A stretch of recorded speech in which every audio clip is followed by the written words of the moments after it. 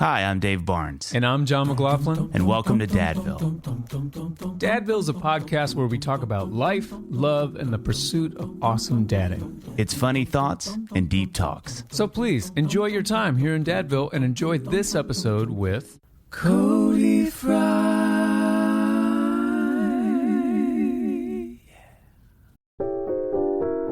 You better knock around. Yeah, do you know that song? You better, hold on to something or you'll get knocked around. I was actually referring to an old 60s song. Oh, Whether you like gold, silver, or bronze. Silver. Knock Around has the sunglasses you need to enjoy the summer games, road trips, and all your outdoor activities in between. They've been making high-quality shades that don't break the bank since 2005, and they've actually been our personal go-tos for years. That's right, and with over 25 different frame styles. Think about that. That's 25 different frame styles. I don't have 25 different faces. Right?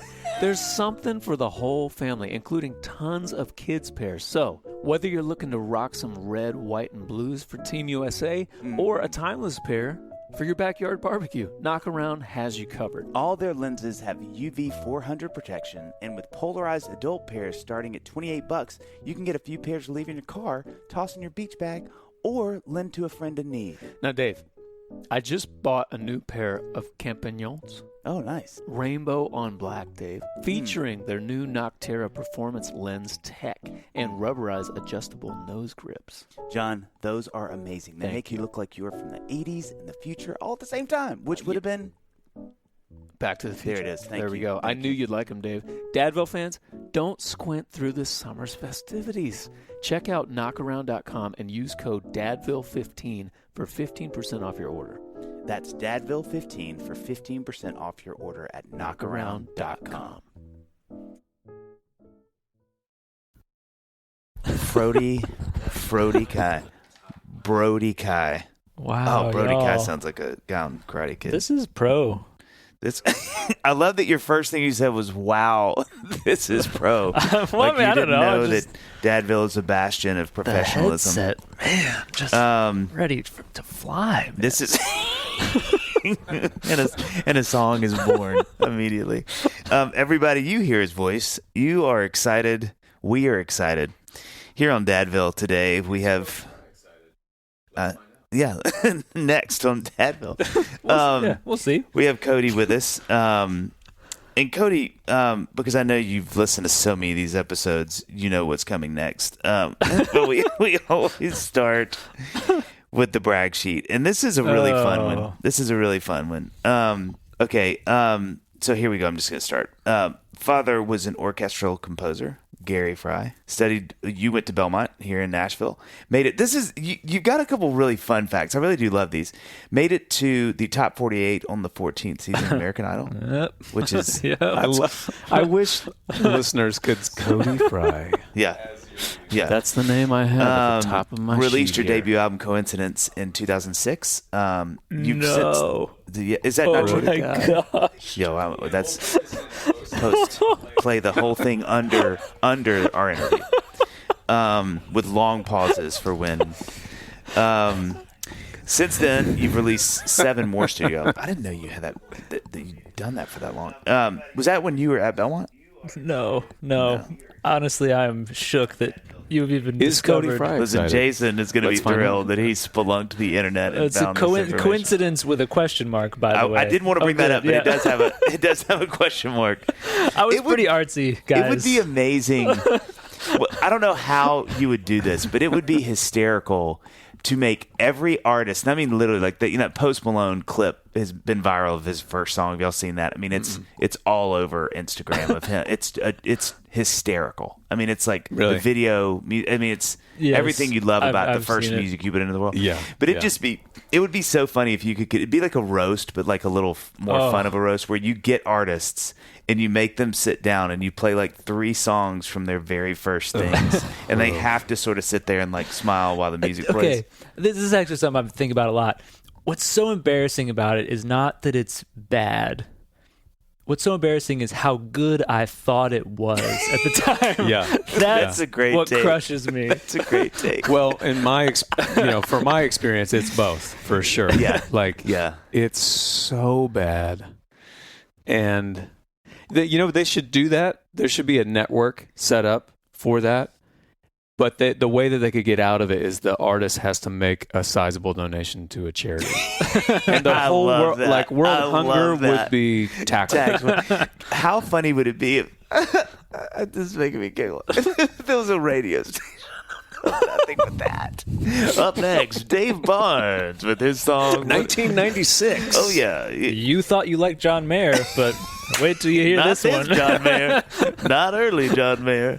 I mean, I've told this story before, but I'll never forget sitting with Ed the first time, Cash, when we were making my first EP, and me going in with like 15 songs. We had like a song meeting, and I peacocked in because I was out playing. I was like, these were songs I was actively right. And I remember because we were gonna do 5 songs, and I was like, good luck whittling this. Man. And I got done, and I'll never forget. He looked at me. I mean, this is like an hour plus of me sitting there with an acoustic. It wasn't recording. I was like real.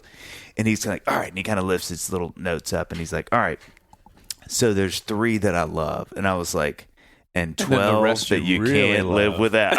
And he literally goes like, and then a couple I think we could tweak, and they'll get there. And I was just, you have never seen a young man more heartbroken in watching his dream die. Okay, so latest album, The End, was released in 2023. That album is good, so you can be happy about that. Symphonic was released in 2023. That's a lot. Nominated, this is so cool, for a Grammy for Best Arrangement for Eleanor Rigby by a small band called The Beatles. Has collaborated with Corey Wong, Ben Rector, and others. Currently touring the country playing symphonic arrangements with Rector, which is, the stuff that I'm seeing y'all post is just like so cool. It's real neat. It's so cool and so unbelievably unique. Like, so unique. It's what really I mean? fun. It's not. We'll get to that. Okay, here's just fun facts. This is my favorite thing that Jason posted. I really enjoyed these. Has an unhealthy appreciation for the French horn. NF. Correct. NF. That has to be added. This is a whole. John knows about this. We're going to talk about this more, but like sitting with Shive, doing some arrangements on my last record. It was funny. Like one song, he asked me to change the key for us because it's the tune that's just strings. Yeah. And he was like, "If you're okay going half down a step, you're never gonna see a happier orchestra." Yeah. And I was like, "Is that a thing?" He's like, "It is a thing." And I was like, "Oh, like this really, really brought back the score video on YT, which is, that's I don't even know what that means, but I put it there. Excellent. What is YT? YouTube. Brought it back. Was it ever there? Going page by page. Oh, dude, yeah. I think those are the coolest videos. It's like pop-up video. I but with love a score. that. Yeah. I love what you're doing. I'm so old that I didn't know what YT. I was like, yellow thing? I didn't know what that was either. Young things. Young life? Young type? Instagram for adults. Okay, and this is, we have a speed round at the end, but I want you to do this now if you can. Can you rank these things in order of most favorite to least favorite? Christmas music, Chicago Cubs, afternoon naps, sugar-free Sprite, double A-side singles on vinyl. What? Yeah, you have to rank these. Never had sugar-free Sprite. Okay. Wait, I put Christmas music at the top. Are the Cubs? Is Cubs a thing? Yeah, I was a Cubs fan growing up. What signifies Sox versus Cubs fan? Is that a locale? Yeah, it was sort of like north side, south side. Okay. Cubs are Wrigley up north, and back in my day it was Comiskey Park. Oh yeah, down south. Frank the Tank. But I think I went to a bunch of Sox games too. I was never like. Okay. I was just like, go exclusive. Baseball. They're like, that kid really knows his stuff. Always been cheering all games. Go baseball. Okay, so the question we always love to ask beginning that, like hearing all these things you're accomplishing and have accomplished, what is 15-year-old Cody Fry like? If I could time warp back and be like, listen to what you're going to achieve in the first 10, 12, 13 years of your career, what would he say to that? What's funny is I think that if I had known how long this was going to take when I started out, I don't know if I would have done it. Really? Like, I think if you told 15-year-old Cody, like, hey, it's going to take like kind of 15 more years for you to kind of really figure this out. I think you kind of have to have like a certain amount of naivete to like do this as a job. Yeah. You have to kind of be like, it's just around the corner. Every day. You know? It's so true. That is true. I remember John Fields and I were talking about this where like part of what I think is a great thing, I guess it could be a blessing or a curse, but one of the things I love about being a musician, being an entrepreneur, artist, whatever, is like you could, as he put it, he was like, quote, you could win the lottery today. Yeah. Like something could happen any given day. And that sort of like, you know, you could look back and be like, well, I haven't won the lottery in years, but it could happen tomorrow. Exactly. Yeah. Which there may be some listeners who are avid lottery players, and they're like, yeah, that's how the lottery I works. feel like that's a why lot we of our play. demo. It's a really huge swath of people. We should have sponsored. We should have like the Tennessee Lottery as a sponsor. Get 'em. Anyway, but yeah, I feel like that is a real sort of like, that's an element that's in the water that we're swimming in that kind of like subconsciously maybe keeps you kind of going and excited about it, you know? So with this is something, I mean, we've talked about this some, but with your dad doing what he did, orchestral arranging and conducting in And does. Chicago. He's still and still doing it, does. yeah. Yes. Oh yeah. Still does. You know, what is that house like growing up? So is it, I mean, I was laughing thinking like, is it something where y'all only sang to each other? Or like if you communicated, it was like through horn or instrument, like you'd play, you know, like I just imagine it being it was a really like musical. Close Encounters of the Third Kind. We're just my dad's like wah wah. If it's like a minor second, Yep. he's having a bad day. If it's like a major third, he's heavy. No, man, it was looking back at my childhood, especially, you know, being a dad now. Yeah. I'm just like, man, I was so lucky. That's winning the lottery Yeah. right there. Is Yeah. having good parents that love you and being able to grow up in an environment like that. It was just amazing. And to have a house filled with music, I mean, it was just the best. Was And your mom like? Is your mom musical, or where does she stand in sort of that? my kind of mom world? is lightly musical. She was actually the first person who, she had a nylon string guitar, and when I was in high school, she showed me like a G chord and a C chord Oh, and a D wow. chord. My dad does not play guitar at all, so my mom is responsible for me playing guitar at all. That is Oh. crazy. Yeah. So why did she have the nylon guitar? Does she I think she play went for fun? I mean, I really need to get the story from her for real, but I'm pretty sure that it's, you know, she was kind of doing some guitar playing at Bible college, where she went to Bible college in Florida and was kind of like Yeah. doing a little bit of like playing around the Yeah. campfire. Yeah. Maybe I'm just making this up. Yeah. I should ask her. That's in your mind's eye. Yeah. It's the camera. Yeah, I don't know. It was the 70s. Everybody was around the campfire singing together. That's how I envision the 70s. And so obviously my mom's lightly musical. My dad, super musical. When I was a kid, he was doing like TV commercial jingles. That was the big Jeez. thing. So we had like a home studio, which In that period, it was of a time different time. Yeah. So crazy. it was like a proper commercial recording studio with like seating for like McDonald's executives and stuff that would come over to Oh, the house. wow. So Okay. I loved when they would come over because my dad would always go out and buy a bunch of pastries and bagels and stuff, and then I'd be like taking stuff. The from little the- yeah. hand comes over the table and disappears. Yeah, and so we kind of I think the coolest thing about the way I grew up was that it was never a doubt in my mind that being a musician Yeah. was a viable Yeah, I career love path. that. I Right. just got Love to watch that. someone Love do it that. every Yeah. day. Yep. Well, and like your dad, I mean, I had this for later, but I'll jump ahead. Like your dad has been really successful and well respected, doing sort of a career that like the average person doesn't even really know that that's a Yeah. thing. Oh, totally. You know what I mean? Yeah. So I would imagine, like, did that give you, as you started to do the artist thing, did that sort of take any pressure off, knowing like, well, there's a, like, music is a wide spectrum of possibilities. It's not just Yeah. this one lane that most of the world knows about. So like if the artist thing doesn't work out or whatever, there's all these other areas that you could go into. That was kind of my strategy, kind of all throughout beginning my career, was just like, I'm going to spread my skill set as wide as I can so that, I can make money doing all sorts of different things. It's not like everything's in one basket. So whether it's doing string arrangement for somebody or producing or engineering or, singing on somebody's record or playing on somebody's record, I just wanted to be able to kind of work in music as much as I could. So I didn't have to take a job at Starbucks or something. Not that there's anything wrong with that, but like, it kept me in music all the time. And then, on the side, I'm working on my artist stuff and doing my own thing, and it's kind of all progressing together. Johnny, whoa. Okay, John just sprinted off, and he said that he remembered he had ButcherBox he had to grill, and I can't get mad at him, guys, because that's a guy who loves ButcherBox. He's that excited. We'll talk later, John. No, keep running. You know why? Because with ButcherBox, we can easily find high-quality meat and seafood that we can trust. 100% grass-fed beef, free-range organic chicken, pork that is raised crate-free, and wild-caught seafood, all humanely raised with no antibiotics or added hormones.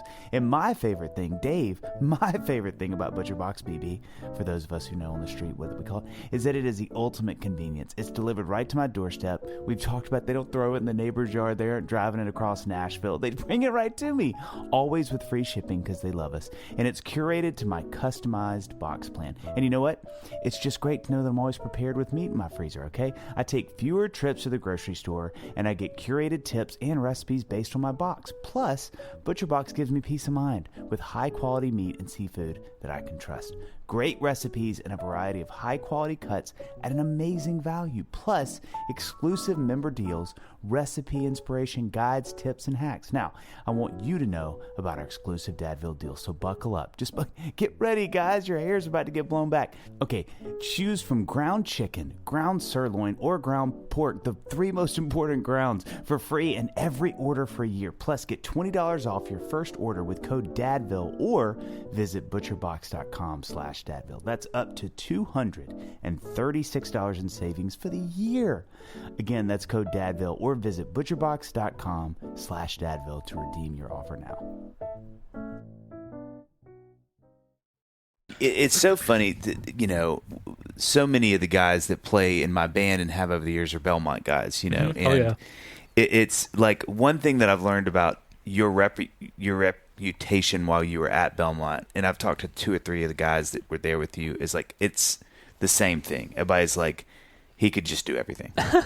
and so it's funny because, as John was saying, you kind of, as you were just enunciating, you can do all these things, and it's funny because like you're doing what you're doing now, but yet you're on American Idol doing a voice contest, and your dad's a conductor, and writing these deeply musical things. So it's funny to hear you say it, because you can definitely see it, especially in those early years, like when we met. Mm-hmm. You were doing a million things. Yeah, freelancing, all that. And it's cool to think. I haven't ever put that together, but thinking that your dad wasn't, because I think a lot of times we've had people on when they have parents that do music and they were like artists. You know what I mean? So you're not watching what your dad is doing, where he's not singing, he's composing and writing and making sure the score's right, or recording these huge symphonies and stuff, orchestras. And that's just so different, and it's so cool to think how that would have informed how you see music, not as my dad is Stephen Curtis Chapman, like the Colony House guys, but instead like, oh, he does this nuanced thing, and that's cool. Yeah, you know what I mean? That's a really. Did you cool think thing. It was cool? Oh my gosh, I thought it was so cool. You did? That's well, awesome. And my dad is he's a joyful person. Yeah. And so watching how much fun he had at work every day, I was like, well, that seems like a great job. Right. Yeah. One thing I'll say about like that whole idea is that, when I was growing up, my dad obviously said he was doing jingles. So every day it was something new. So a client would come in and be like, all right, we need like a bossa nova track for this taco shell ad or whatever, and then the next day would be like, okay, we need like a heavy metal video game track. And so my dad was doing every genre imaginable. Jeez. It was not a boring job, but he kind of like he's basically like, I know the building blocks of music and I can create anything you want. And so that is such a cool skill for me to have to start out a career, because I can kind of chameleon myself into anything that's going to work. But as an artist, I think it took me a lot longer to figure out like, hey, what is it that like me? Yeah. Who am I? Yes. When I don't have the client to say this is what I need, when I'm the client, what do I want? Yeah, and I think it took me a long time to work that out. It's funny that you say that, because I feel like you are somebody who, from the outside looking in, and Dave, you mentioned this earlier before you got here, that you're somebody who, it seems like you knew your voice and you stuck to your voice, and then it became successable. It was like you were doing this symphonic, orchestral, beautiful music, and then where like Post Malone is on the top of the charts, and then the next day the charts found you. You didn't like chameleon yourself into something else, you know. I mean, I got very lucky, and I think it looks like that from the outside. On the inside, it looks to me just like this crazy meandering path of like, how am I going to figure out who I am? Well, and I feel that as an artist, like I feel like I can, you know, whatever song that I'm writing, I often am hearing a different band in my head singing the song. Often, whatever it is that influenced me, if I'm listening to the Killers or something like that, as I'm writing that song, this is a Killers song. Right. And so in my head, I feel like I'm doing these like huge like swing to the right, and then like, oh, for this one, this is my this kind of song, and it's like more of a Joni Mitchell thing. Right. Whereas people who are listening to it are like, it all just kind of sounds like you, you know. So I think in our heads, we feel like we're doing these huge swings when maybe, you know, that's not detected on the outside. Was your dad growing up like, because obviously he's doing, like you said, so many different genres of music, but you know, a lot of, again, but none of it is like his singing, like artist kind of stuff. What was the music that you remember? Like, did you listen to a lot of music? Oh, like, yeah. Yeah. I remember taking road trips with my dad and listening to Earth, Wind and Fire and like Michael McDonald. Okay. And, yeah. So obviously that stuff was feeding his inspiration. And I really think that like he drew inspiration from such a wide range of music. You know, orchestral music, film music, yacht rock, like all of that stuff. It was like I grew up on Stevie Wonder. I mean, all that stuff is deep within my soul. So when you decided to go to Belmont, was that, I mean, the mom and dad were like, yeah, let's do it. Totally. I mean, I wasn't going to go to college, honestly. Wow. Because I was like, I don't know if you need a college degree to do music. Right. I wasn't quite sure how to make it happen. And, you know, it's hard to remember what you're thinking when you're 16 or 17. But I'm not sure you are. True. I got a full ride to Berkeley and Boston, but I didn't love the vibe there. Yeah. It was very jazz or nothing at the time. It's a lot different now. Great. But just like jazz or nothing. Yeah.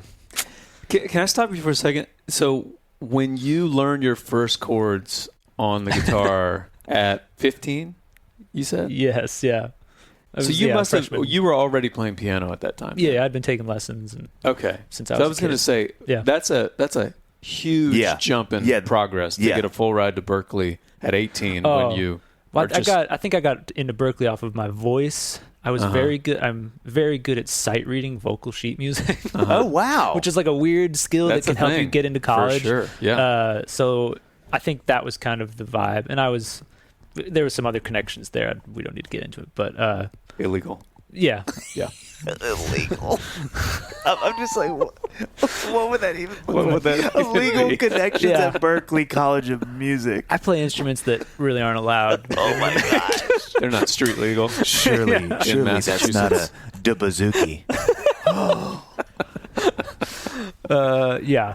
Okay. And so you went there, that was not the vibe, and then Belmont was. My buddy Nico, who was a year ahead of me, he went to Belmont and was like, "Did you really come check it out down here?" And I rolled on down to Nashville, and I told this story in a speech I gave to Belmont, which the only thing I really remember about my audition for Belmont was that I just had raging diarrhea. That's fun. Yeah. And I remember just because of nerves or just happened to? I was like sick or something, and I remember for lunch, everybody was like, "You got to go to Satco," and I was like, "Okay, let's hit up San Antonio Taco Company." But the best part is that I didn't know how to order, so there's like these sheets, and I mark like, "Okay, I want a taco with guacamole." Sounds great. Well, I didn't mark anything else, and so when I get the tacos, it's just flour tortillas filled with guacamole, and I'm too embarrassed to tell any of these college kids that like I've totally misordered, and so I'm just like, with a pit in my stomach, eating these guacamole-only tacos. Guacos.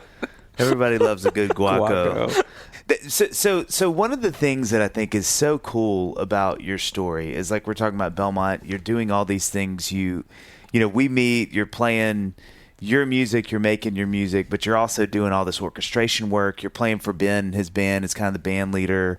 And so, it's like you're just kind of doing a million things. And then this crazy thing happens. Like, I think of all of our friends. I mean, I don't know if you feel this way, John, but I can't think of someone who is a more shining example of the good that can come from TikTok. Like, where it can really hit the lottery. To your point from earlier, like you hit the lottery.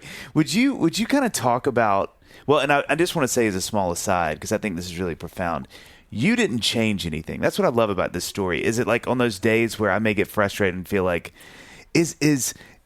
are more people, whatever that number is, it's different for everybody, not listening to my music because it's not good? I'll remember, no, because you know what? It's the same with Stapleton, honestly. But it's like Cody is having so much success, but he was doing the same thing before that he's doing now. It's just that people found you all of a sudden. It was like, oh, here it is. So would you talk about kind of what happened there? Yeah.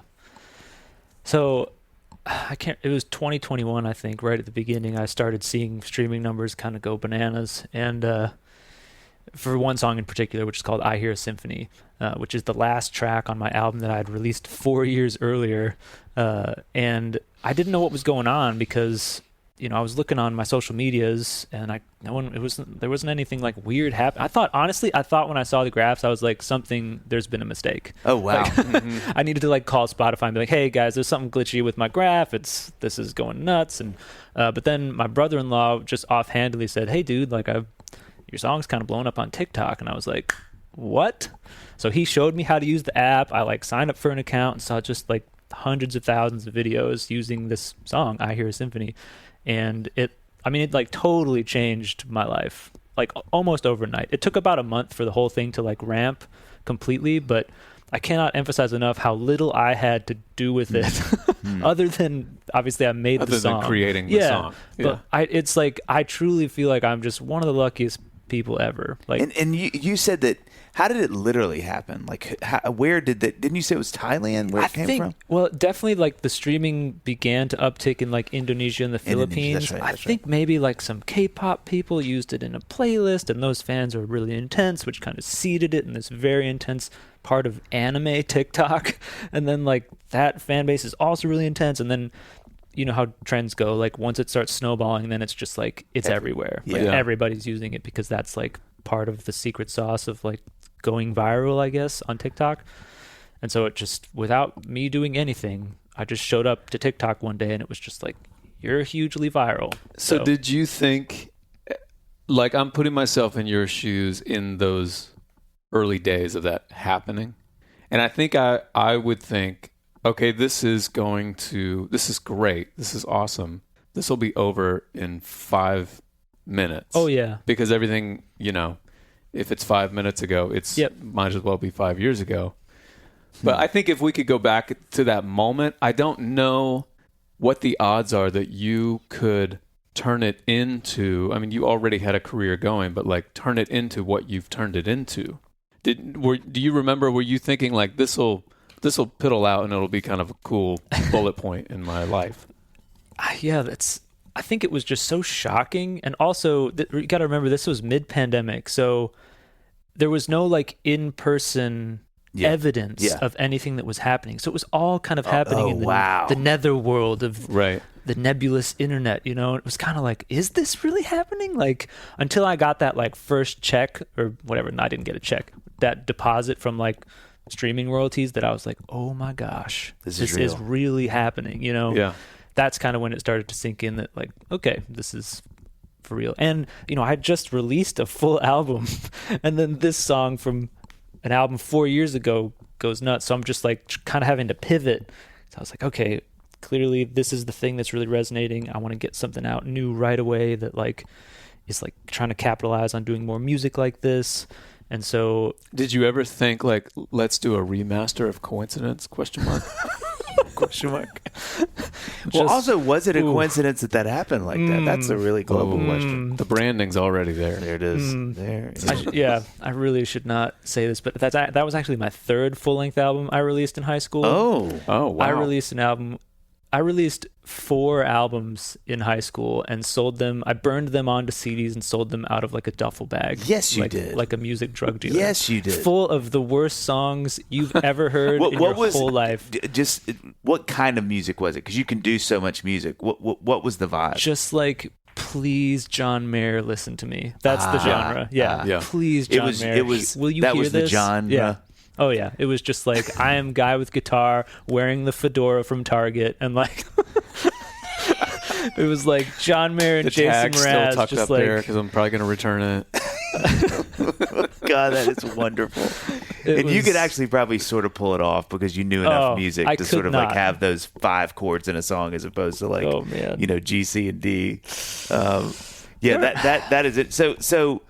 Is there anything, I mean, John kind of said this earlier, but is there anything when you have, well, let me ask this first, just musically, because after that, I mean, I think so much of what's been so fun about watching you since that happened is I feel like you keep making the right decisions, and especially in that season, because it was like, I think to John's point, I could see how I potentially would have been like, that was cool, like, all right, let's kind of move on. But, what did you do next? Because did you do different instrumentation of that same song that you released? I did, yeah, it's slightly.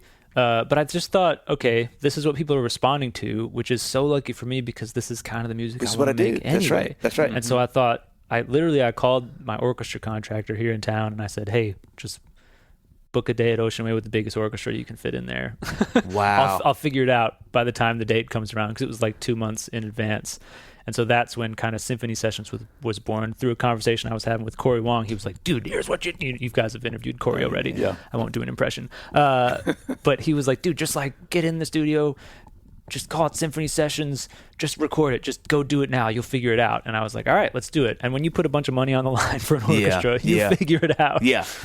And so I had kind of the Eleanor Rigby cover that I had been working on, came up with kind of the crowdsourced choir, then I wrote a new song, and then I did the tune with Rector, and so I kind of just like cobbled together this album that I could do as quick as possible. But the big thing that I wanted was the video content. It was just like, hey, here's me with an orchestra. I want people to see that this is not like me on my computer. Like, we do this for real, you know? And I think that give some legitimacy to it. Was just so much fun. It was such a fun, exciting time, and weird because it was like mid-pandemic and all that, but it was so cool. I don't know. So can we on that note take, and I want to like set a timer, but I want to get, I just want you to know this is my favorite part of this interview. What's about to happen. I'm so I excited just want to get into nerdy orchestration for a minute. I love this because like you said, I don't want people to think it's just me on my computer. Like people, I would imagine have no concept of how this really happens. So like walk people through what this world kind of looks like, because I started getting into it about 7-8 years ago, and so before that I didn't really know how this worked either. But like if you're gonna write an orchestral arrangement to Eleanor Rigby, you got the song. You do sit in your little home studio with your keyboard and your guitars and your, Logic or Pro Tools or whatever. Walk people through how this works. Yeah. So basically the job of a orchestrator or a composer arranger is to decide what everyone's going to play. And for orchestra people, that means writing out notation, which is like when you see a picture of sheet music, that's what it is. It's called notation. And so basically, I mean, there's a million ways to do it. The way I do it usually is a back and forth between like programming MIDI fake versions of the instruments into a digital audio workstation. And then kind of like... You're using Logic? Yes, I use Logic. And Finale? And then Finale is what's called a notation program. So I use Logic to kind of like get a sense of the arrangement. Then I go into Finale and I like finalize all the parts. And what you do is you create the full score, which has every instrument listed on it. So okay, so can I pause for a second? So let's say when you're doing not Eleanor Rigby, because that's sort of a known thing. It's a known thing. Like with a song like yours, when you're in that moment, so you're like, all right. Like John was helping me understand this, with Finale, you can play it and then it shows you the score you played. So in other words, it's a cheat code for people like me. Yeah. Because if I don't really know how to arrange, but I can get in there and go, this is piano part, and it goes, boom, hey, Yes. that's what you just played. And I go, great. And then I go, oh, you know what'd be cool is a clarinet part. And then I play Yeah. that, and it goes, hey, you just did this. Totally. Are you more sitting and hearing things and then going, that's what I want to play. Now I play it and it notates it. Or are you going, I'm just going to kind of riff for a while and see where I land and then tweak what I've riffed? Yeah. So I think the job of the orchestrator is to hear it all in their mind first. Wow. I should be able to write an orchestration with no help, with a piece of that is with a pencil nuts. and paper. So for all the dads that want to get into orchestrations out there, like the biggest thing I can recommend is just like go on YouTube and look at just like soloed sections of the orchestra. Like you have to know the difference between like an alto clarinet and a regular clarinet. Like what is the difference between that timbre, and like how does it blend with the bassoons, and how do the bassoons blend with the French horns, and how do the French horns blend with the trombones? It's like you have to have all of those combinations kind of in your sonic memory, so that when you're arranging, you can ask yourself, how can I best highlight the emotions of what's happening in this song right now? Like what texture is going to paint this picture properly? And that's what you want to put on the paper. Just for people listening, like what Cody has in his mind here, like the list of instruments are, you got your flute. This is crazy, by the way, what John is about to tell y'all. You got your flutes. This is so You've insane. got you might have a piccolo, maybe. You've got your oboe. You got your clarinets, different kinds of clarinets. Yes. And you've got like your trumpets. You've got your trombones. You've got... Here, I'll do it. It's a flute, piccolo, oboe, English horn, clarinet, bass clarinet, bassoon 1, bassoon 2, contrabassoon. That's the woodwinds. Then 4 French horns, 3 trumpets, 2 trombones, 1 bass trombone, tuba, percussion, harp, keyboard, celeste, and then the strings, which is violins, 2 sections, viola, cello, contrabass. That's So you're welcome, Dad. There's what I do. There's what I do. You know, and at my apex, I am producing a song that I am playing everything. This is like I am glowing with the best I can be. Yeah. Is me like nailed the bass part. You know, I could probably play the drums, but because I don't have a drum set set up, I programmed them. Yeah. They feel great. Guitar players, and I've got enough keyboard stuff that I had to change the key so I can play it in C. Yeah. And it feels, and I am so proud of this. Yeah. That is like me, like, that's it. That's what I can give you. And then that's what the thing that makes it last hard is that's just the orchestration. That's not your piano playing, guitar playing, bass playing, singing, songwriting. That's just that. And I think for people who don't know music like that, it is the height. I mean, that is the absolute apex of musicianship is what Cody is saying is this. Because you're not just going, oh, I wrote this song and it sounds good to sing to it. It's all of the incredible millions of permutations of melodies and that are happening. But in, you know, John, I remember you helped me understand this too, is it's not just understanding the intensity, which is insanely intense to me, of like, I'm trying to orchestrate all these instruments. That's enough cacophony because you're like, that guy can't step on this guy. Where is he? No, why? Oh, that's going to make a major seventh when I need a dominant seventh. And all of that is one thing. But it's also knowing what John helped me understand and what Ben Shive was showing me was you also have places they're the most comfortable to be, that if you push them too high, there's the infamous story of Paul McCartney with the piccolo trumpet on Penny Lane. And he was like, I need you to hit this note. And the guy was like, we don't do that note. And sure enough, by he and George Martin's coaxing, the guy hits the note, and it's this huge moment in orchestral pop music. Because it was like, whoa, he hit the whatever note, you know? Yeah. So it's just so much. And, you know, John was orchestrating one of his songs, and, you know, it's just kind of gently helping me understand how, you know, you kind of have to be careful where things are because that's where they're comfortable. And also, you know, like you said, the tone of an instrument will convey a certain emotion. And if it's brass, it's going to be bright and, you know, observant. You're going to hear it. Where it's clarinets and woodwinds, it's softer and it's more, you know, emotional. And so it's just it's so amazing you're so good at that. But I think the thing I celebrate the most is that you're having so much success with it, that you've found this incredible place to not, and you said it so well when we got coffee not long ago, and I thought this was so well articulated. It's like what a gift it is that the thing that exploded for you was you at the middle of your Venn diagram. And you think about how many bands and artists over the years that have that thing happen and they're like, oh no, please not that. I mean, and this is not the truth, but to me that one of the great examples of this that I always laugh so hard at is that you think about Stay With Me, Sugar Ray, Stay With Me. Stay With Me. Okay. Sugar Ray, when they started, were trying to be sort of a rap hard rock band. Mm-hmm.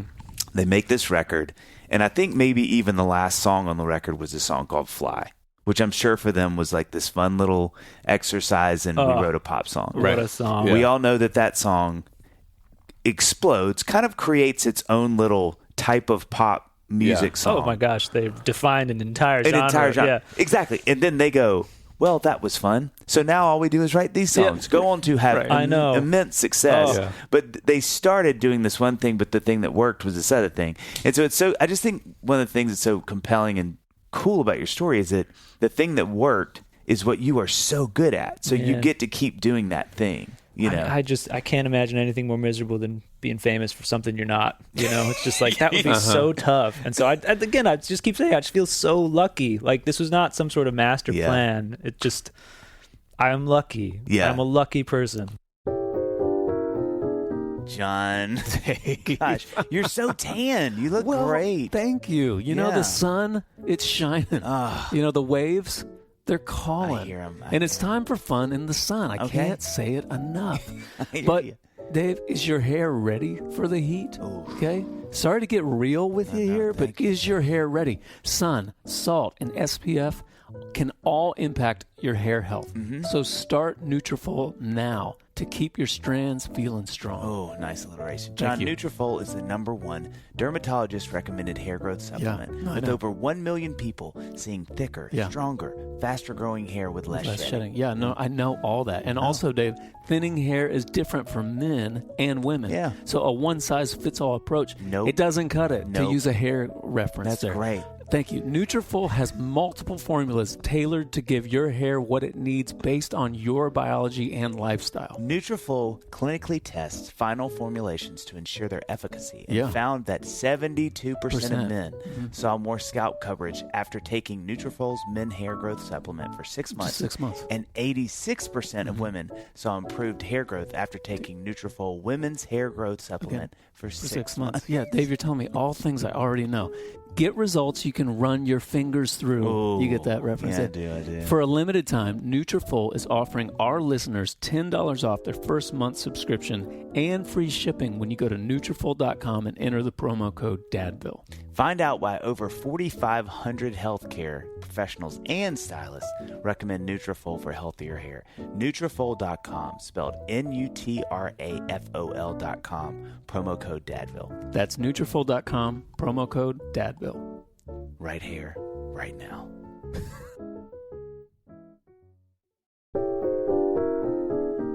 John. Dave. Hello, John. Oh, that is really funny. I need to explain to the listener why that's hilarious. Okay. Because we're talking about Hello Bello here. Oh, yes. All right? Now listen, they say it takes a village to raise a baby, which is why delegation is key. Yes, sir. Okay. So why not delegate the task of securing diapers, wipes, and more to Hello Bello? That's right. I think it's a great move, John. Also, sidebar. Yeah. It takes a baby to raise a village, too, and that's RAZE. But I'm going to digress. Hello Bello believes all families deserve premium, affordable baby products. And with their ultra-convenient diaper bundle subscription, which includes 7 packs of diapers and 4 packs of plant-based wipes, you'll never run out of supplies, even when your baby's got the runs. Come on now. Named Best Diaper Subscription by New York Magazine and winner of the 2022 Good Housekeeping Parenting Award. I'm so excited I can barely read it. Hello Bello will keep you stocked on diapers and wipes. That's right, John. And what if I was going to tell you this, John? Okay. Say what it. if I told you I was the type of person who said I would only get a subscription to Hello Bello if it was shipped in an upcycled box that conveniently turned into a play toy for my baby? Well, Dave, I'd say you better pull up HelloBello.com because that's exactly how your Hello Bello subscription arrives each month. Amazing. I love it. Tell me how to to sign I was going to before you interrupted me there. Now go to hellobello.com/dadville to get 30% off. You heard me right. 30% off your first customized bundle and a full-size freebie product of your choice. That's right, guys. That's right. That's how much they love you. That's hellobello.com/dadville to start bundling with 30% off your first order. And don't forget, that's hellobello.com/dadville. Well, you've been a good steward of it. I mean, like to the point with what you're doing with Ben now. You know, these symphony shows. In fact, I had so many friends that saw y'all's 2 nights here at the Sherborne. In fact, one of them was my buddy JP, who was on a song, the Great Song Podcast, guys. So I think you've been on that. Oh, podcast. yes. JP was at the show and literally gave me like a 3-minute voice note. He was like, "All right, got to run down on what happened that night." But like, you know, how? So I'm curious with Ben, especially because what a cool story that is. That you're in his band, and Ben really featured you. Like, he was always live. I think he knew that the gift that he had with you being in the band. Yes, but like. And now you're doing these shows together, and it's this really beautiful sort of like symbiotic thing. I mean, what is that like? One, doing that with him, but two, I'm curious like how y'all's friendship has changed over the years. Oh my gosh, Ben has been so like good to me. Like, he's just, from the moment I started to the moment we are in now, it's just been like, he's just been so great, and it's just he's such a mentor to me. Like in a way that I feel like. I compare it to like going to like a Michelin restaurant and like training under that chef and just getting to watch them cook day in and day out. Like, I remember like I'd started touring with Ben when he was in a van in a trailer, and we were playing like 500 cap rooms, and then by the time I stopped playing with him in his band, we were doing like amphitheaters for 5,000 people, and so watching him kind of grow that business and navigate being an independent artist and all this sort of just being able to be behind the curtain and watch that happen is just, it's like you couldn't, if you put it in a textbook, it wouldn't make sense. But like, because I was there watching it happen, it's just like, oh, I got to absorb all this knowledge that you couldn't get any other way. And like you said, Ben, one of, I think, his great strengths as a performer and as an artist is like seeing the strengths in other people and then turning that into something that is like featureable or like, so, it wasn't just me. Like, Ben does a great job of featuring everybody that's on stage with him. And so you really feel like when you play with Ben that you get to like show who you are a little bit. Wow. And I think lucky for me, people in Ben's audience were like responding to who I was on stage in a small way, like through that. And I think like way more people know me from playing with Ben than do from like American Idol. Like no one is ever like, you're on American Idol, but everybody is like, saw you playing with Ben, like, so it's just, I think it was one of those cool things where I just, again, so lucky to just be like hooked up with a guy that was just so like giving on stage and like willing to kind of like showcase the people around him. And just, I feel like I credit Ben with like giving me a little bit of a toehold, like especially starting out as an artist. So when you go out on stage with Ben or by yourself, what is it in your mind that that you need to happen to feel like it was a good show? I feel like every artist has sort of like different little metrics that they use. Like, some people need to, like, I need to hear that audience laugh and then the show can start. Or totally. What is it? Oh gosh. So Ben and I are both what I would call refiners. So like, we'll get off the stage and it doesn't matter how good that show was. The first thing we're saying is like, all right, man. So like after that third song, it's like we're right into kind of like tweaks. And y'all are both like that. And this is after. Are you talking a lot of like, is it like instrumentation stuff or is it like banter and vibe? Oh, just the most smallest, most esoteric details you can imagine. Just like, hey man, the kazoo part on that second chorus is feeling just like we get so granular, and which is what I love about doing this, because it feels like Ben and I also just like want to raise it to the highest level possible. But sometimes I'm just like, dude, we just played like that show kicked butt, man. Like, it's just you like, have to be able to still enjoy it. The audience is just like going bananas, and we're both just like, okay, so we could do a little better. Right. And I don't know, in terms of like what makes the show feel right, I think it's always the crowds. Like, 'cause it's just like certain crowds just elevate the whole show. Yeah. It's like they're the 12th man or whatever. It's Right. like we got 70 people on stage with the orchestra, but it's nothing until you add the 2,000 in the theater. You know, like that's what like finishes the show. Has your dad and mom been to? Did y'all do Chicago yet? So I did a solo show with the Chicago Symphony. Dude, what was that It like? was surreal. Was it like you just hovered, like levitate? It was wild, man. Did your dad, was he a part of the show? He was not a part of the show. Okay, he conducted okay. Ben and I in Atlanta a couple weeks ago. That's so cool. And he's Amazing. conducted a bunch of my solo shows, That's which is so so cool. That's special. the coolest I thing mean, ever. to be able to share those musical experiences with my dad is, again, it's just lucky. It's so cool. And he's more than qualified to do it all. It's not like it's just so cool that I am doing this thing and he can come alongside and like we get to make music together on stage. It's wild. I just feel like in the sitcom version of that, there's a moment where y'all are like looking at the score, and then at the same time you both go, "That should be a B flat." That's so fortunate. That is so rad. What is it like? Last sort of like inside baseball question. Every time you play with an orchestra, you have to. It's an interesting dynamic when a pop guy comes in and plays with an orchestra. I often get the vibe that they're like, this is sort of, we do this pops thing. It's not our real thing, and you have to win them over. Oh, I could do 12 episodes of a podcast about this whole dynamic. But one of my favorite things about doing my shows is that when I walk into an orchestra, basically no one knows who I am, which is just generally true about the world. But like, especially like orchestra, they're just like, "Hi, welcome," and they don't care. And then we get through rehearsal and they're like, "Oh, okay, this is pretty good." And then we play the show, and by the end of the show, you can just see it. It's like deer in the headlights. They're like, "What is happening right now?" Because like the audiences are stoked. And like in my solo shows, like I have them play like an excerpt from The Planets by Gustav Holst, which is a super famous classical piece.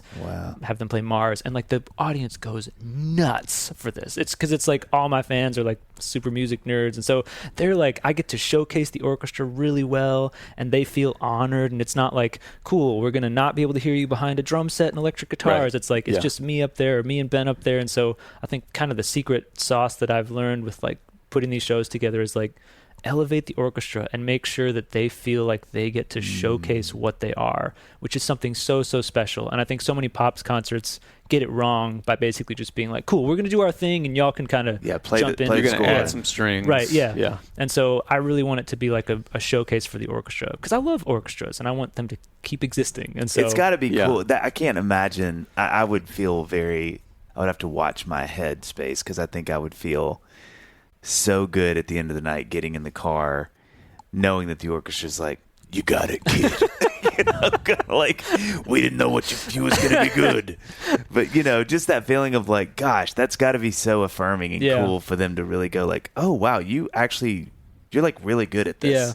And that's a really accurate that's accent. what they all, and that's a clarinet, so you can imagine what the tuba guy sounds like. You know what I mean?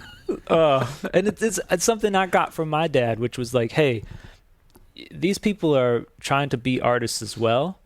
And when you put something in front of them that's completely uninspiring, or when you put the sheet music in front of them and they just know just by looking at it that you didn't really think about them, like how is that going to make you feel if you were that person? And so when I'm doing an orchestration, I just think to myself, like, I want to put something in every piece that no matter what instrument you're playing, cool. I can dig into that.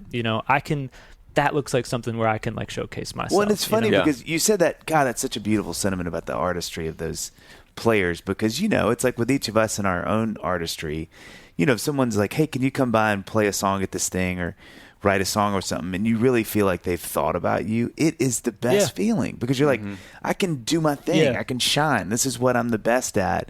And I've never thought about that. Yet they look at a sheet and immediately go like, "Oh man, I shouldn't be there. Why am I in that note? I should be this note." And it's like, all right, here we go. Yeah. But to be like, oh, okay. And I've played gigs having been on the multiple sides of the coin. There's only two sides of the coin. Well, they're just sides. But like I've been part of gigs where I just am up there and I'm like, I don't even really know why I'm here. Yeah. Like I'm just sort of like window dressing almost, like lip syncing for whatever, Yeah. And so I know what it feels like to feel like I'm not being used. And so I just want people to feel like they get to express their artistry. Yeah. So Ruby, sweet Ruby. Oh, Look at you, I can't, just gushing. y'all. And she's one She's soon. turning 1 July 20th. There you go. Okay. Yeah. So one of the things that I think is so cool about your story is with your parents and namely your dad, occupationally you and he doing the same thing. Mm-hmm. Do you feel with her any, like, is there any sort of like musical weight that comes to the relationship where you're kind of like, I've seen this work so well. It's such a through line with me and my dad and mom.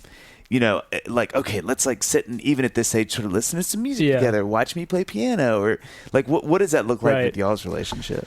So, I mean, right now she's so young, but like she likes to bang on the piano and she likes to come into Daddy's studio and kind of bang around on stuff. And that's just so delightful. And it just brings me so much joy, even though it's just like, yeah. But I feel like I could glean some wisdom from y'all on this, which is just like, it is crazy to think like, oh, someday she's gonna like have a career. I wonder if it's gonna be this or what, like. Yeah. And I don't know if maybe that's a great idea. Like, and not like I think that like everyone should love music and appreciate music. I know that with all of my children, one currently, maybe forever. But like, I know that like, that's something I will share with all of them. So like, it's no matter if she goes into music or not, I know I like want to instill in her just like an appreciation for it at a deeper level than just like, I turn on the radio and listen to whatever. Well, let me backtrack because I meant to say this, but you just said it and I'm so glad you did. One of the things I want to end a previous thought really quickly and get back. One of the things that I appreciate so much about what you're doing, and you're doing it so well, as we talked about with the YT videos. With the YT, we all know YT. I think about Jacob Collier and Corey Wong, who we love and have had on.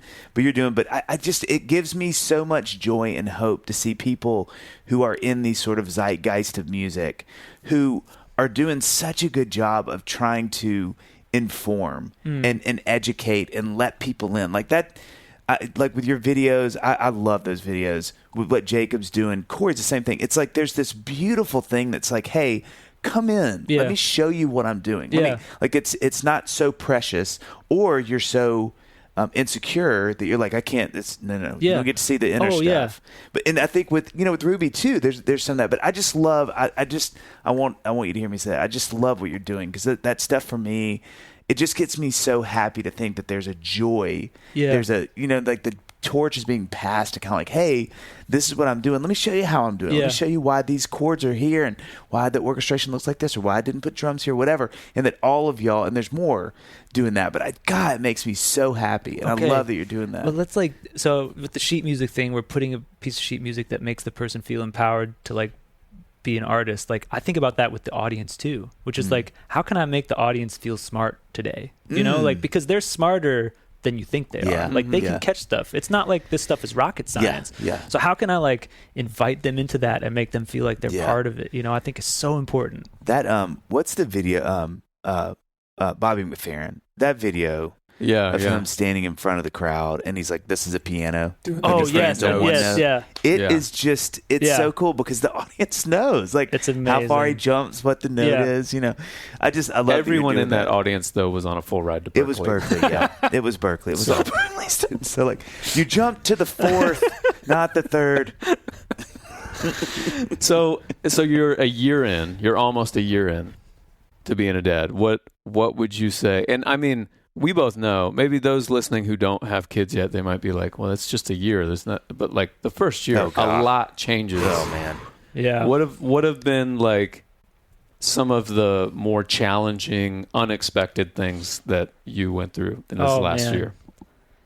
I feel like, I don't know how honest to be here. It's like, dude, those first 4 weeks. Yeah. Oh yeah. Haley and I were both looking at each other just like, yep. I don't know, guys. Yeah. I don't know about this. I don't know if we're going to make it. Like this, maybe we ruined our lives. Yep. I don't know. Yep. And of course, like when you're in that moment, it feels like it is months and months and months. Like those first couple weeks, it just feels like this is it. Like this is forever now. Well, and you're not, I assume, you're not sleeping. Oh yeah, when you take sleep out, oh my gosh, it was.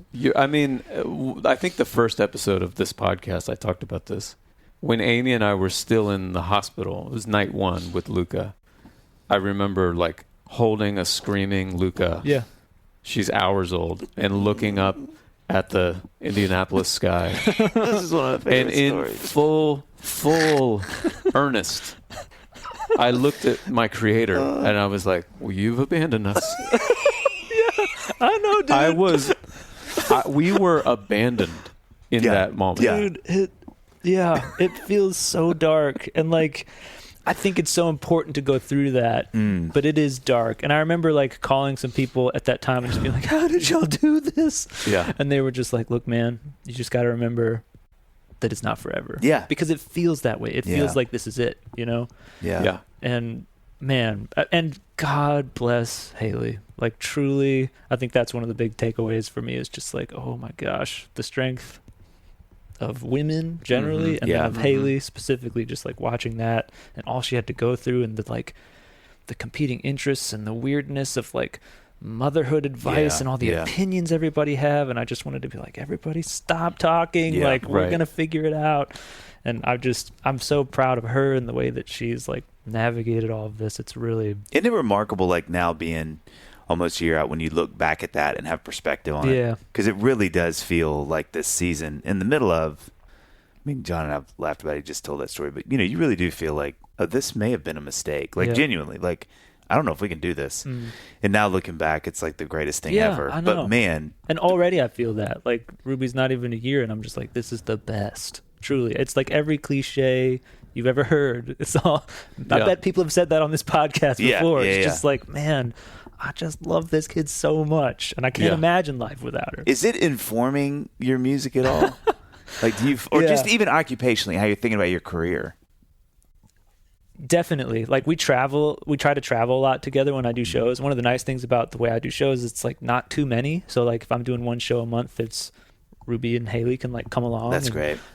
We've kind of tried to adjust my touring and travel life so that we can all do it together, because that's great fun. I love it when I look out, and she's too young to come to the shows because they're so late, but like look out in rehearsal, like there she is crawling around in the theater seats. It's just so cool. I'm like, man. And how amazing that like she is going to be, in a few years, she'll be on Dadville, obviously, promoting her first record. That's right. Coincidence? 2 question marks. Exclamation point.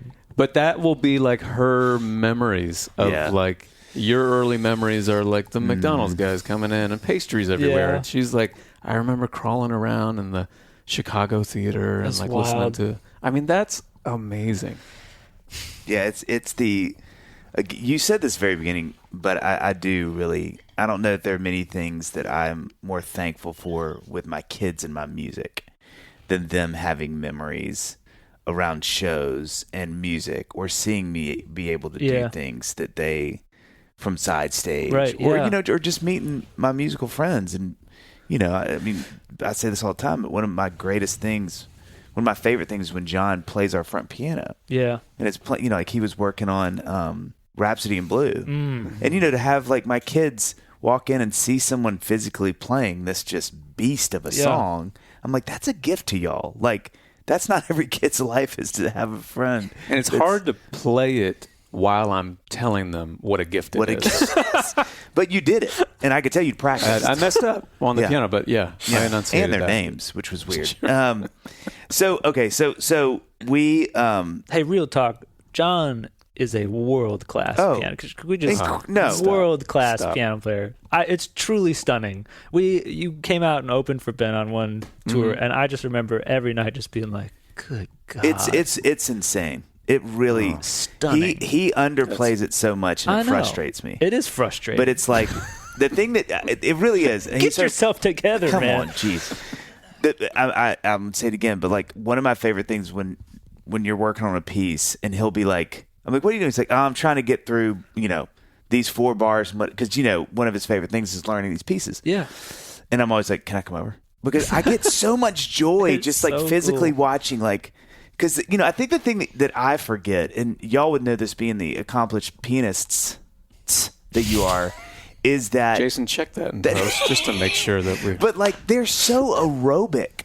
These pieces, oh man, certain pieces are just it's the physical. Yes, it's like you have to see them. You have to physically see a man or woman sit and play these songs because it's you stunning. sort of hearing them. You're kind of like, oh, that's beautiful, but then you're like, oh my gosh, what is happening with fingers and arms? You know, I remember I posted some. I was learning Claire de Lune, and I posted some story of where I was working on it, and I think you replied or you texted me or something, and you were like something about how like the next bar where you break your wrist in the next bar. Yes, yeah. And I felt such a kinship because it's so not like I get obsessed with these pieces, and I'm never going to play them live. It's just my own thing that I'm just doing in my little studio.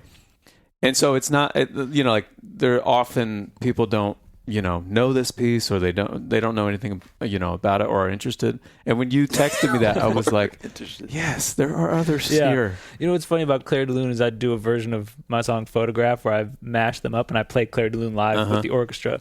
What people don't know is that it's arranged to only the parts of Claire de Lune that I can actually play. Yeah, so I took the version, I'm like, okay, I can play that, and then we'll cut to Photograph here, and then the ending is like, oh, I can play that too. Because the rest of it I can't. Oh my gosh! I'm glad you brought that up. Both of y'all are coming from you, Cody Fry. That is very kind. Sidebar, and this what I'll say this quickly. If y'all seen, I told John, have you seen the video of the woman? It's gone viral now that didn't know they were playing. Yes, I've seen it. Is that not one of the coolest things you've ever seen? It is cool, and also my nightmares. Truly, like I have dreams that look just like that. The one I think I told you yesterday. The woman who, do you know the story? You may know the story. Apparently it's like she prepared the wrong piece for the show, and so they go into the piece, and you can just see in her eyes like in real time she's on stage. At the show. I didn't practice this. It's a tune that she knows, I'm pretty sure. Yeah. And so she's like, you can see kind of like the wheels turning, like uh-oh. I can't imagine a more nightmarish nightmare. It's truly well, and then you hear it's really sweet actually, because you hear the conductor kind of like, you got this. I know you know this song, but I mean they're off. The boat has left the mooring. We are going, and it's almost just as fun to watch the human experience that she has, where it's like, I mean, because she is like head and hands. Head and hands, she sitting there. She puts her head, and she looks up, and he's like, you can barely hear, like, you got this just, and then like frickin' Jesus takes over her body. She just sort of like sits up, plays the thing without missing a note, all from memory. No way! It is the coolest. I haven't seen this. Oh, I thought we talked about it. It's one of the coolest things I've ever seen in my life. Speaking of the coolest things I've ever seen in my life, it's time for the speed round. Cody. Yeah, here we go. A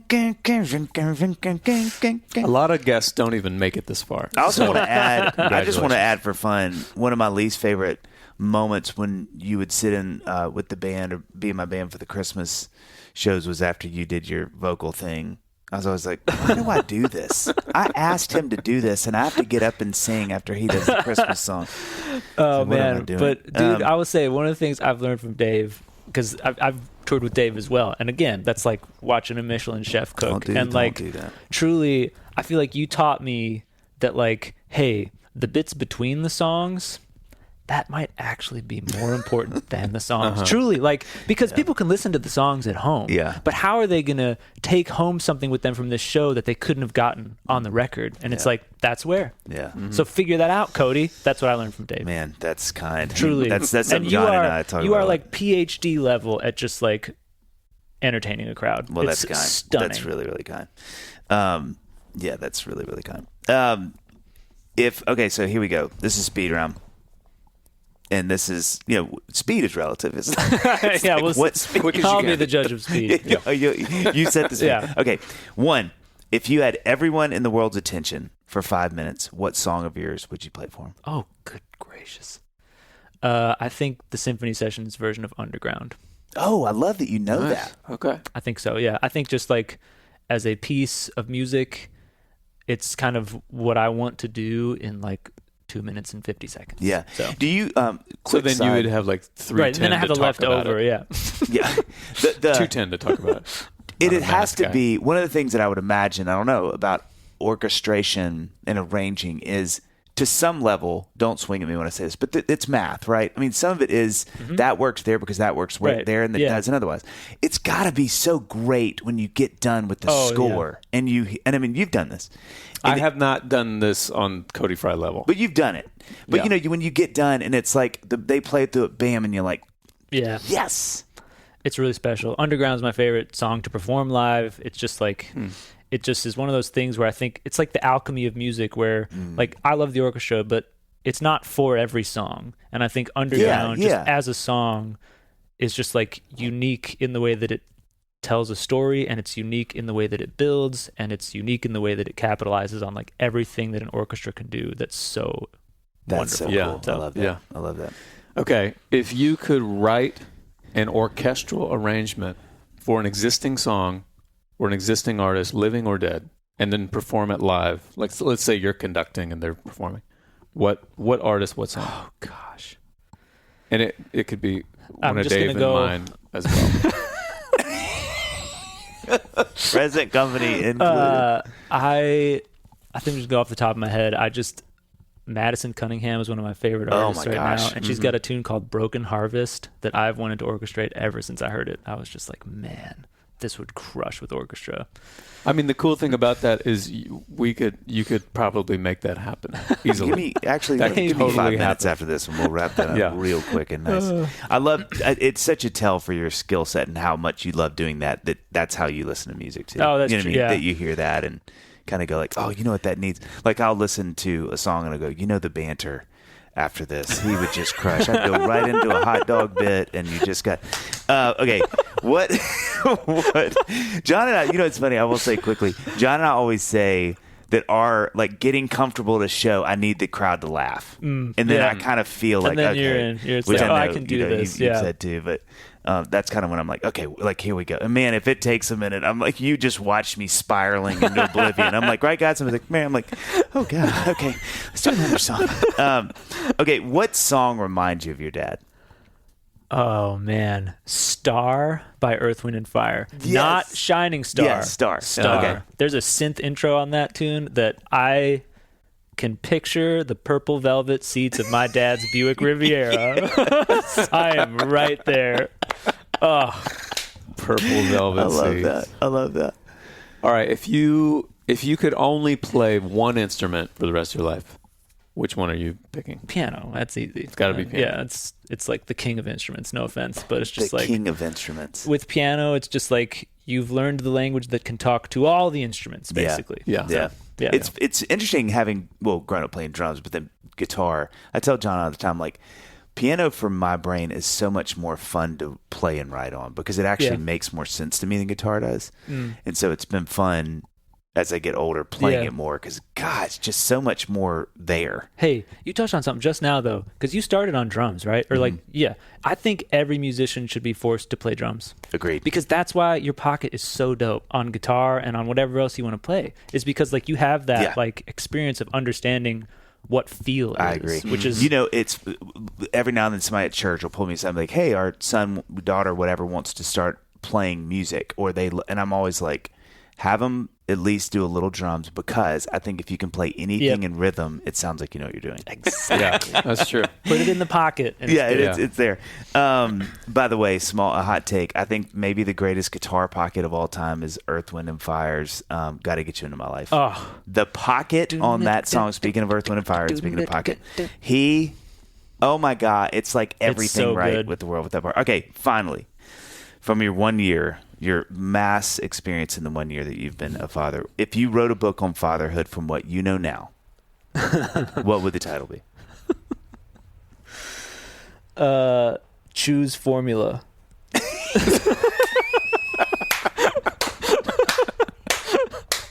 That is maybe the best I've ever heard of the best.